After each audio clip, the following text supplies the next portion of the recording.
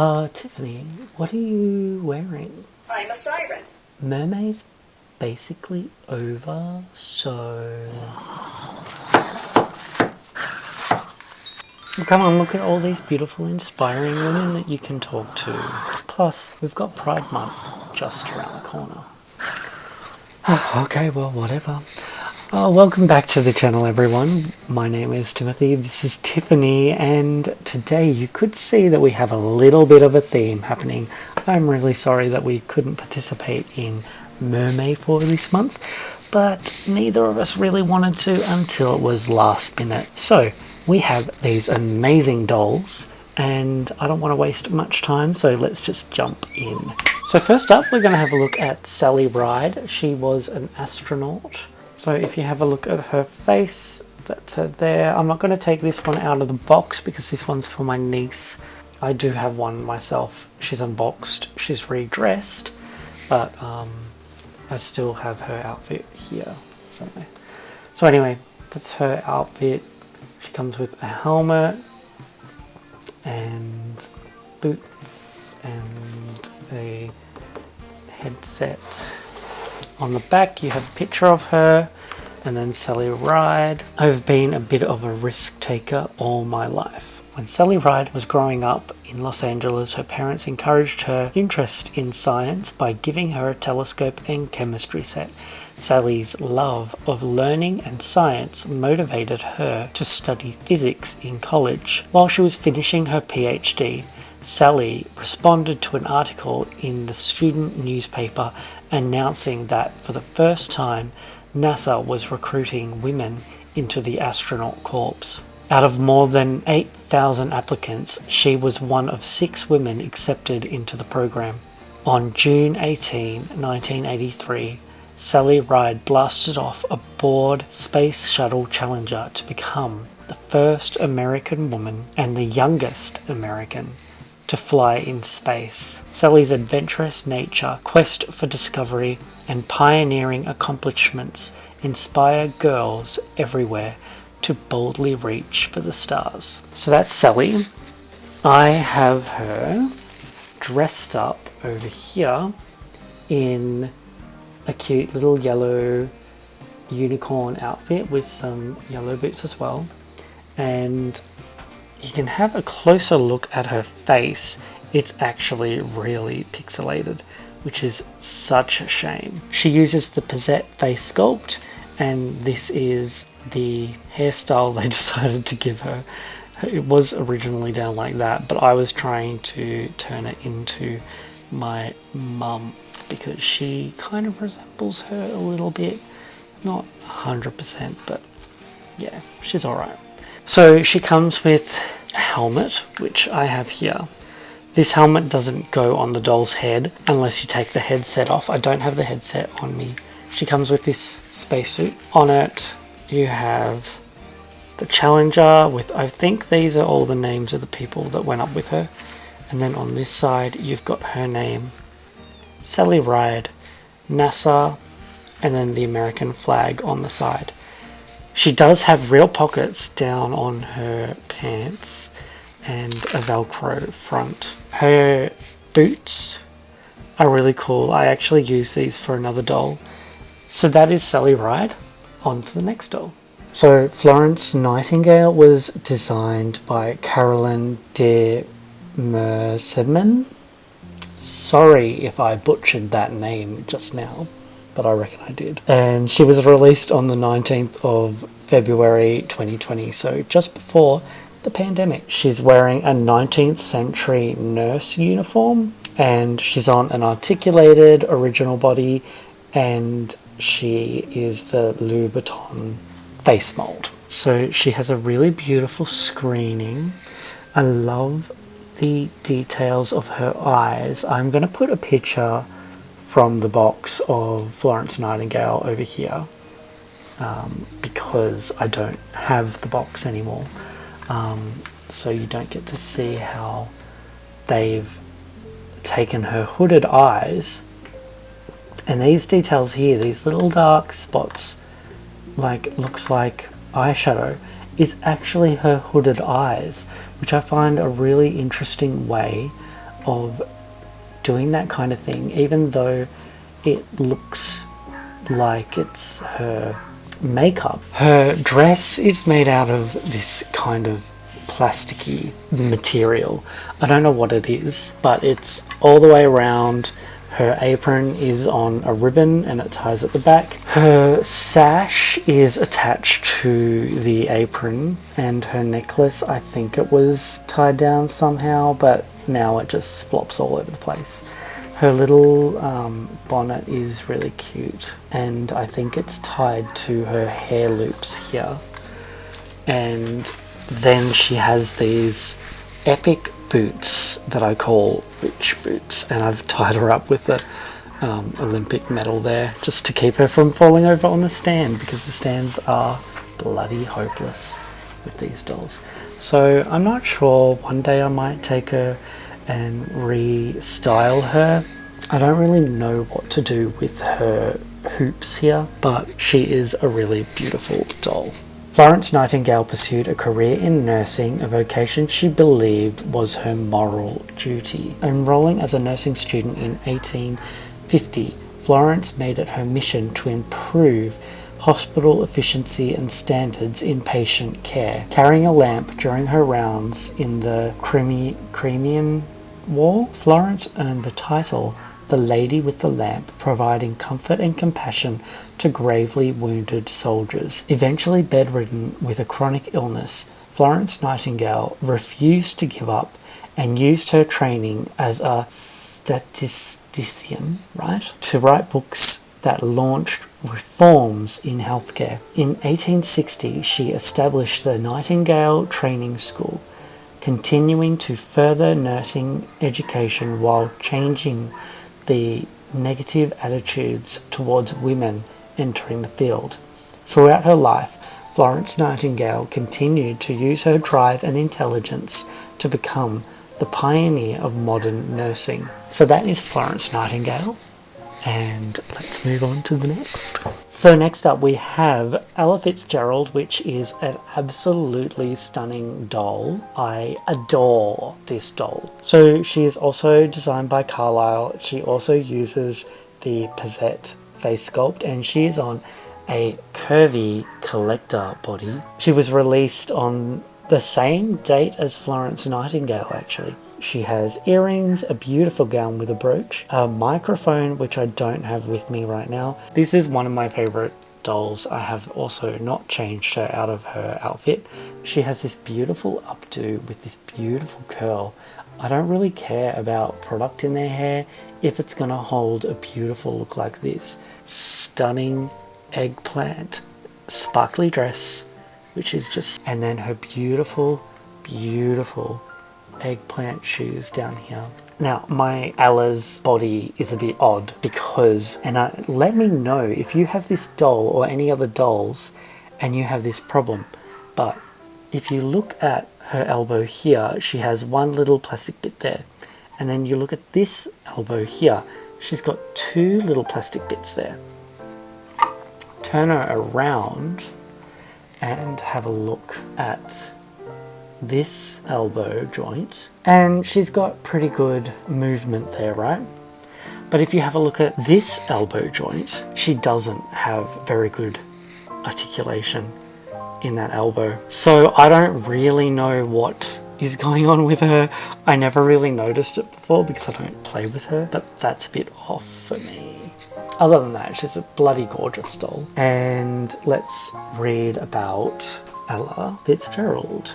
A chance opportunity to perform at the famous Apollo Theatre catapulted Ella Fitzgerald into stardom to become one of the most popular and beloved jazz singers of the world. With vocalization and improvisation, Ella learned to use her voice as an instrument, turning singing into an art form.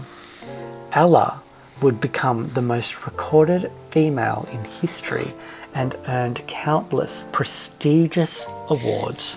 Throughout her career, Ella lent her voice to people in need and her foundation. The Ella Fitzgerald Charitable Foundation provides aid to children and communities by fostering a love of music and reading. With her incomparable voice and spirit of determination, Ella Fitzgerald earned the title the First Lady of Song, with the adoration of fans across generations. So I just got this doll the other week, and I know I already love her because she is a beautiful doll. I've also watched the unboxing of her done by Ethan at Barbie's GBF. So as you can see, her background is like a library and some staircases. I'm assuming this is her home. She's an author, activist and teacher, and there's her photo here and big one on the back, and then all her information there. And her quote is, "If you're always trying to be normal, you will never know how amazing you can be." That is amazing. Wow, that actually touched me. Anyway, so she uses a new face sculpt, which is the Maya Angelou face sculpt. She is Black Label. She is designed by Carlisle as well. Okay, we've got Maya out of her little box now. Here is her really pretty face, her beautiful little headdress, and her hair underneath. You know what? I am gonna take this off and let's have a look at her hair. Don't do it. Don't do it. Oh, can I even take it? Oh, I hope I'm not ruining it. She has a rubber band there, and it looks like she has that really nice textured hair.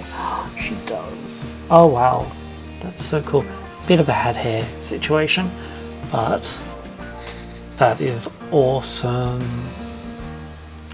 Cool. Well, now I have to work out how to put it back on. Oh my god, and it's definitely ruined. Bloody hell. Great way to start this one. Anyway, so I'm just gonna try and fix this. Okay, alright. No, whatever. She can take it off. Actually, I'm really glad that I just did that, because now you can see how thinly rooted her hair actually is. Underneath that is a big gap of hair right there. I'll try and fix her hair later, but you have this really pretty, feels like cotton dress that she's wearing. She has a watch on. Let's have a look at these joints. Oh look, they're normal. So my Ella has weird elbow joint. She has this really beautiful gold watch. She's got these really nice little bracelets over here, a beautiful ring, some lovely earrings. My doll actually has a little bit of wonk eye, which is a little bit annoying, but I ordered her online and I can't really do much about it. Her shoes, they are white. They don't really go with the rest of her. I don't know why that decision was made. And she also came with this little book, her autobiography, I Know Why the Caged Bird Sings. I'm actually listening to this book at the moment on Audible. Still in her childhood, she's about 11 years old, so it'll be really fascinating to see how she matures after everything that she's been through. I don't know a lot about Maya Angelou's life, so finding out through listening to this book will be amazing. Okay, so now we have the last doll that I wanted to review, and she arrived today. I've been really looking forward to the Helen Keller doll because I think she is an incredible person. I have her book on Audible as well, and I'm waiting to listen to it and be inspired by her too. But I do know that she contracted an illness when she was young, and that left her blind and deaf as well. So this doll just came out. She is using the Violet, but we've been calling it Dimples, face mold. She was designed by Carlisle. She was released on the 18th of May this year, 2021, and she is using the original articulated body. Her box comes with some braille written here on it, and a beautiful little picture of her smelling a rose. It says Helen Keller, educator. Her skirt is stripy. She's got this beautiful blouse that has some dots on it, textured dots, so I'm not sure if that's pointing to the braille alphabet as well. But her quote on the back says, "Alone we can do so little, together we can do so much." And then at an early age, an illness left Helen Keller blind and deaf. With courageous determination, Helen mastered signing, continued her formal studies, and went on to become the first deaf-blind person to earn a Bachelor of Arts degree. That's awesome. Helen Keller's lifetime achievements as a renowned author, speaker, educator, and advocate for the blind, deaf, and deafblind make her an extraordinary role model and demonstrate that a single characteristic does not define our possibilities. Girls need more role models like Helen Keller. So, a little story. When I was 21, I volunteered in a school in Thailand. It was like an orphanage, but a lot of the kids still had their parents. And there was this little baby. And when he was born, the story was that his mother had gonorrhea and it had affected him in a way that left him blind and deaf. And when I was there, he was about 1 to 2 years old, and the place we lived in was made out of bamboo. So the floors, the walls, everything. And we'd sit around on this balcony of bamboo and tap on the bamboo, and that sent vibrations to him, and he would have laughing fits and giggles and all of that type of thing. I have no idea what's happened to him now. I was 21 at the time, I'm now 36, so he would be a lot older now, but I always remember his big smile. Okay, so here she is out of the box. I think she is stunning. I love the texture of her blouse. It's really beautiful, really detailed, done so well. And I can use this blouse on so many different... She's got this really beautiful face, but her hair is all curled. It's got lots of product in it, but that's okay. Product's good for this type of doll because you keep them as they are, and if not, you can just wash it out and it's fine. Her hair is short, it's kind of in a messy bun at the back. Her eyes, I don't have any wonk eye going on with her. There is something about her eyes that aren't like other dolls, and I think they may have captured that well, but I'm not really sure, to be honest. I did watch a video the other day talking about the Helen Keller doll and that she didn't have drifting eyes, and that a lot of people with blindness do have drifting eyes, and she was also saying that Helen Keller would have profile pictures taken, so of her profile, like so, to avoid the drifting eyes. But I've seen a couple of photos of her and it's not really that noticeable anyway. So yeah, I think the fact that little kids can have this doll and learn about someone that was different to them is a great thing in itself, and I think it's important that it's there. A lot of the dolls that come out in the Inspiring Women series are not identical to the person that came out. Like the Eleanor Roosevelt doll does not look like Eleanor Roosevelt. The Sally Ride doll doesn't look like Sally Ride. So the fact that there's a Helen Keller doll, I think, is important. Her box is beautiful. It has the braille on it as well, and I think that's really important. You can follow it and read it like so. It also has down below the National Federation of the Blind organization. I'll look them up, and Live the Way You Want, and then the website next to it to look up. And I think that's really important. And then she has a book here. Now, in that video I watched, it was critiquing the book for just saying braille on it, but I think if you look at these dolls as educational dolls, then you would understand that this is teaching children about braille. So she's holding a book that says braille, and it says braille in braille underneath it.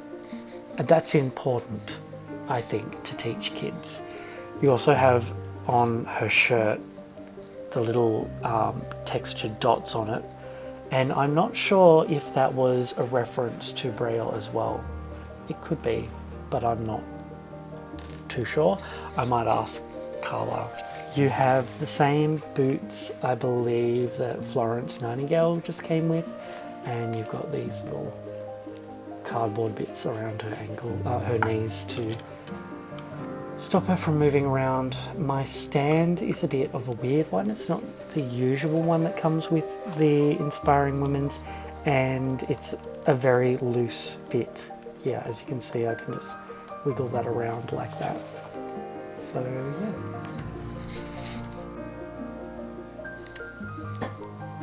One thing I just thought about that I think would be really awesome is for Mattel to put braille on every box that they have for Barbie, so that every kid is able to read the descriptions without having someone else to do it for them or having any aid at all. If they're able to read it in their way, I think that would be inspiring and really encouraging. Okay, well, thank you everyone for joining Tiffany and I with this awesome doll review today. I don't know where she's gone off to. Oh, there you are. I see, you're ready for Pride Month. Well, everyone, join us for Pride Month next month. If you like this video, please give it a thumbs up. Subscribe if you want to see more content, and let me know if you've got any of these dolls, if you intend on getting any of them, and how do you put the turban back on Maya Angelou's head. Thanks for watching. Bye.